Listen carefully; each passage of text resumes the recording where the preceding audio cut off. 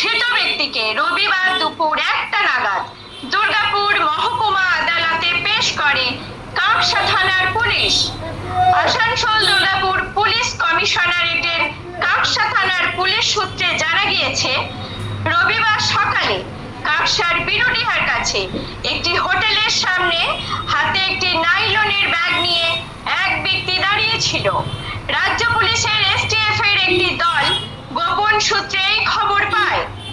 এরপর এসটিএফ এর দলে ওই এলাকায় গিয়ে ওই ব্যক্তিকে আটক করে।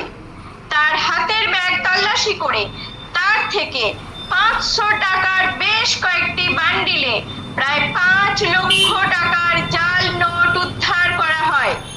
জানা গিয়েছে, পাকিস্তান থেকে বাংলাদেশ হয়ে এই টাকা কাকসায় এসেছিল। নিজস্ব প্রতিনিধি রিপোর্ট, সুখবর টিভি।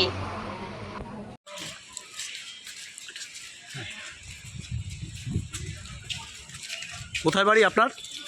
বাড়ি কালিয়াচক স্যার, কালিয়াচক নামাজ বসতলা। কত টাকা নিয়ে এসেছিলেন? টাকা ছিল স্যার 3 পেটি ছিল 80 লাখ টাকা। এই সব জাল? আর নকলি জাল ছিল স্যার। কোথায় নিয়ে যাওয়ার ছিল? আমাকে কালিয়াচক থেকে নিয়ে এসছে স্যার। কালিয়া পানাগড়ে কি করে এলে? কিসে করে? আনসুরা দিয়েছিল স্যার, আনসুর আর ইলিয়াস। না কিসে করে এসেছিল, বাসে না ট্রেনে? না, কালিয়াচক থেকে আমাকে নিয়ে এসছিল। নিয়ে এসেছিল? হ্যাঁ, কালিয়াচক থেকে আমাকে নিয়ে এসছিল ওখান থেকে। দিয়ে কোথায় নিয়ে যাওয়ার ছিল টাকাগুলো?